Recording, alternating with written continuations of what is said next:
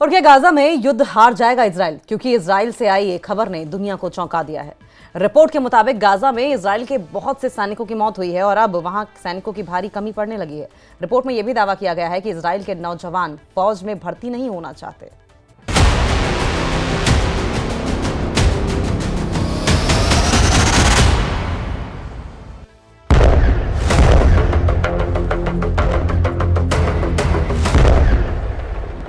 Israel में भाड़े के सैनिकों की भर्ती।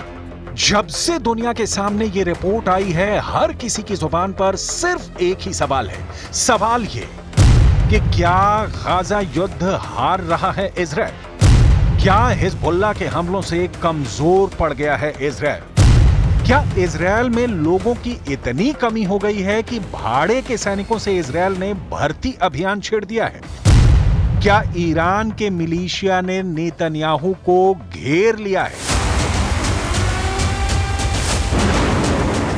सभी सवालों के जवाब देंगे आपको, लेकिन सबसे पहले वो खबर जिसकी चर्चा दुनिया के हर देश के राष्ट्राध्यक्ष की जुबान पर है, जो खबर हर न्यूज़पेपर की हेडलाइन बनी हुई है कि नेतन्याहू की सेना कमजोर हो गई है, नेतन्याहू की सेना थक चुकी है, नेतन्याहू के सैनिक युद्ध करने लायक ही नहीं बचे।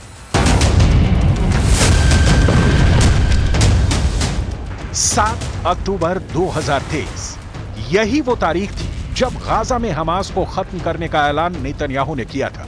नेतन्याहू ने कहा था कि जब तक हमास जिंदा है, हम चैन से नहीं बैठेंगे। इस बात को 1 साल से ज्यादा वक्त गुजर चुका है और अब इसी जंग ने इजरायल की सेना के लिए बड़ी चुनौती खड़ी कर दी है। गाजा में भारी बमबारी के बाद भी हमास को न हरा पाने के बाद अब इजरायल सैनिकों की कमी से जूझने लगा है। रिपोर्ट्स के मुताबिक इस कमी को पूरा करने के लिए इजरायल ने भाड़े के सैनिकों को अपनी सेना में भर्ती करने की तैयारी कर ली है।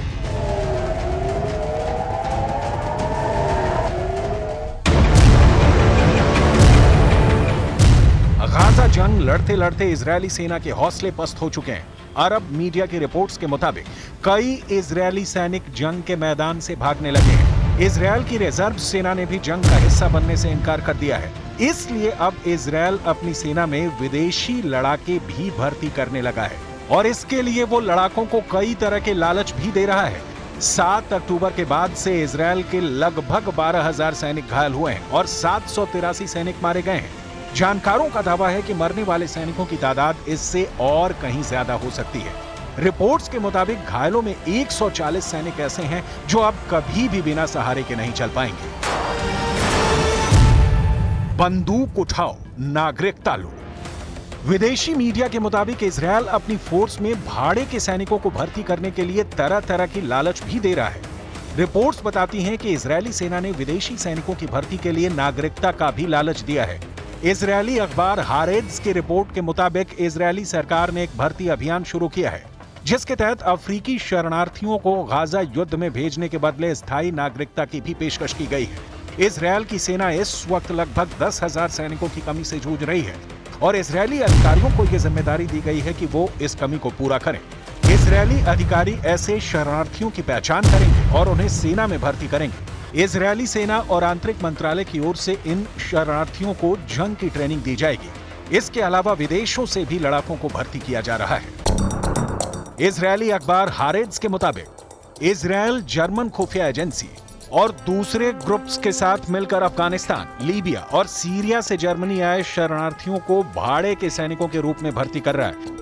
इसके बदले उन्हें इजरायल की फास्ट ट्रैक नागरिकता और 4,000 से 5,000 यूरो प्रति माह वेतन की पेशकश की गई है। वहीं यूरोप से भी इजरायल अमेरिका की मिलिट्री कंपनी ब्लैक वाटर की मदद से लड़ाके भर्ती कर रहा है।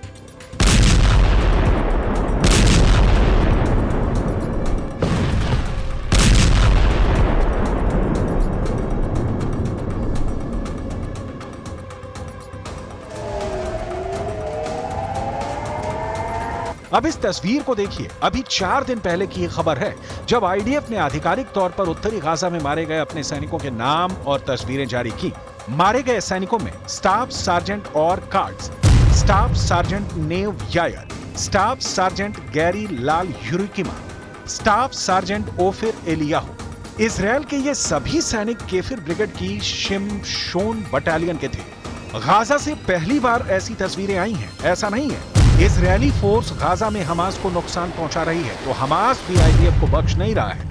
हमास के फील्डर भी जगह जगह तैनात हैं। सवाल उठता है कि क्या वाकई इजरायली सेना को 1 साल के युद्ध में सैनिकों और हथियारों का भारी नुकसान हुआ है? विदेशी मीडिया की माने तो हाँ, इजरायल 1 साल में बहुत कमजोर हुआ है।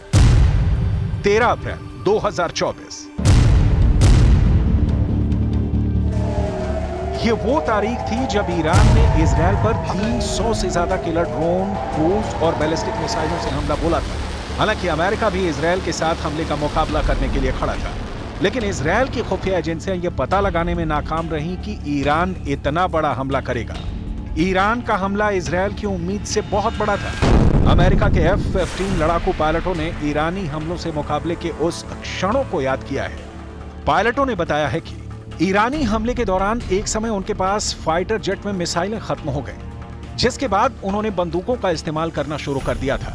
अमेरिकी मीडिया को दिए एक इंटरव्यू में F-15 के पायलट ने बताया कि ईरानी हमले का सामना करते समय उनके पास हवा से हवा में मार करने वाली मिसाइलें खत्म हो गई, इसलिए उन्होंने फाइटर जेट में लगी बंदूकों से ड्रोन का मुकाबला किया।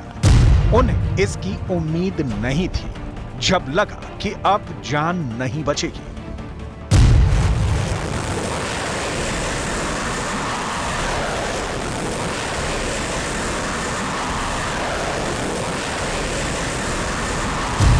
अमेरिकन पायलट्स के मुताबिक खतरनाक रूप से कम ऊंचाई पर उड़ते हुए पूरी तरह अंधेरे में विमान की बंदूक से ईरानी ड्रोन को गिराने की कोशिश की, जो बहुत मुश्किल से दिखाई दे रहे थे। ये पूरी तरह से अंधेरे में पायलटों के लिए खतरनाक कोशिश थी, लेकिन फिर भी हम ईरानी ड्रोन को गिराने में नाकाम रहे। अब एक बार फिर ईरान इजरायल पर हमले की तैयारी में लगा हुआ है और बार बार ईरानी जनरल कह रहे हैं कि इस हमले को इजरायल की पुश्तें भी याद रखेंगी।